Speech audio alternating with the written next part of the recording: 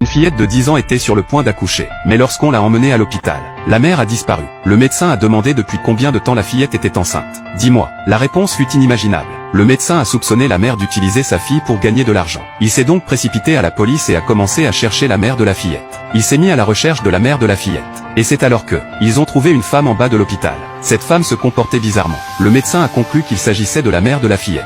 Il s'est donc approché de la femme et l'a interrogée avec colère. La femme s'est expliquée nerveusement. Il n'avait pas d'autre choix que de faire ce qu'il a fait. Il s'est avéré que la mère et la fille venaient d'être introduites clandestinement ici. Elles n'avaient personne à qui s'adresser et n'avaient pas d'argent. Dans la journée, ils devaient travailler à l'extérieur de la maison dans des emplois louches. Il parvenait à peine à joindre les deux bouts. Mais l'état de sa fille était trop difficile à supporter. Ils l'ont donc emmenée à l'hôpital. Elle a supplié le médecin de ne pas appeler la police. Sinon, il serait expulsé de l'hôpital. Mais la police était déjà en route. Le médecin n'a pas pu tolérer les mauvais traitements qu'elle a subis. Après tout, même si la vie est dure, elle ne devrait pas laisser sa fille faire de telles choses. D'autre part, après que le médecin a examiné la fille, il l'a emmenée dans la salle d'accouchement pour qu'elle y soit examinée. Ils l'ont emmenée dans la salle d'accouchement pour mettre au monde son bébé. Mais comme la fille était trop jeune, les médecins ont dû pratiquer une césarienne. Mais lorsque le médecin a aidé la jeune fille, lorsque les médecins ont retiré le fœtus de son corps, ils ont été stupéfaits. Ce n'était pas du tout un fœtus, mais une boule de chair. Il s'est avéré qu'il s'agissait d'un fœtus parasite. Alors que la jeune fille était dans l'utérus de sa mère, elle avait avalé par inadvertance sa sœur jumelle. Et la sœur est restée à l'intérieur d'elle. Et elle a continué à se nourrir de la fille. Un tératome s'est formé. Au fur et à mesure que la fille grandit, la tumeur dans son ventre devient de plus en plus grosse. Si sa mère ne l'avait pas emmenée à l'hôpital à temps, l'estomac de la fillette aurait éclaté. Bien que la vie de la fillette ait été sauvée. Cependant, l'hôpital a essayé de les expulser, elle et sa fille. La police voulait les renvoyer dans leur pays. C'est alors que la mère a dit la vérité. La raison pour laquelle elles ont été amenées ici clandestinement. Parce que l'hôpital de leur ville natale, les frais médicaux étaient trop élevés. Ils avaient dépensé tout leur argent. Ils n'ont même pas pu trouver la cause de la maladie de leur fille. Elles n'ont eu d'autre choix que de fuir ici pour tenter leur chance. Devant la pauvreté de la mère et de la fille, le médecin au grand cœur a décidé de les aider à gagner du temps, pour que sa fille ait une chance de rester à l'hôpital.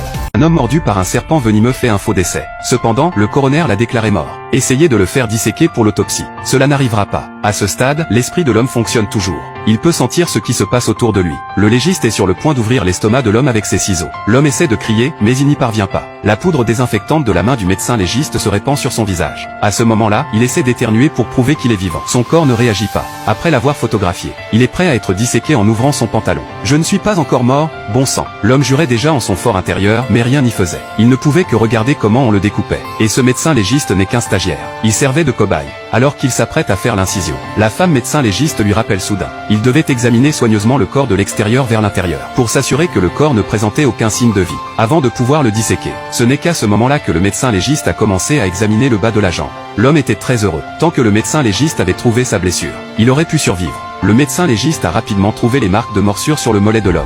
Mais comme les poils de la jambe de l'homme étaient très longs, le médecin légiste n'a pas regardé la blessure. Le médecin légiste n'a pas regardé d'assez près. Il a pris la morsure pour une piqûre de moustique. L'homme est resté sans voix à ce moment-là. Tout ce qu'il voulait, c'était que le médecin légiste lui fasse passer un bon moment. Au lieu de cela, le médecin légiste a sorti un coupe-vert de 30 cm.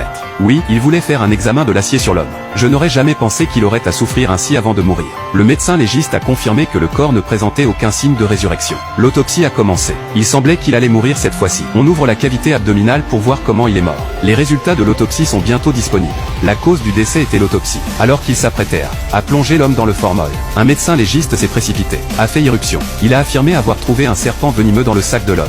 Ce qui signifie que l'homme a été mordu par un serpent venimeux. Il est possible qu'il soit juste dans un état paralytique de fausse mort. Pourquoi ne pas lui avoir dit? La femme médecin légiste s'empresse d'examiner le mollet de l'homme.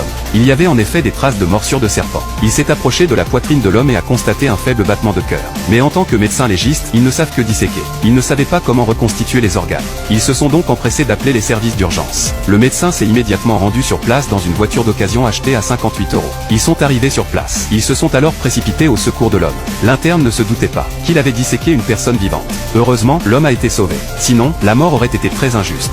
Un homme avec des brindilles qui poussent sur tout le corps. Après examen par un médecin, il s'est avéré qu'il s'agissait d'un virus végétal. Il se propageait très rapidement. S'il n'est pas traité rapidement, l'homme finira par se transformer en homme arbre. Les médecins ne savent pas pourquoi il est atteint de cette maladie. L'homme a déclaré qu'il avait été raflé au pied par une branche d'arbre lorsqu'il était enfant. Après la cicatrisation, il a développé des taches d'huile dure. Pensant qu'il s'agissait d'une croûte, il n'y a pas prêté attention. Il était loin de se douter que la branche allait progressivement pousser sur tout son corps. Il lui était alors difficile de marcher. Son plus grand souhait était maintenant de devenir une personne normale.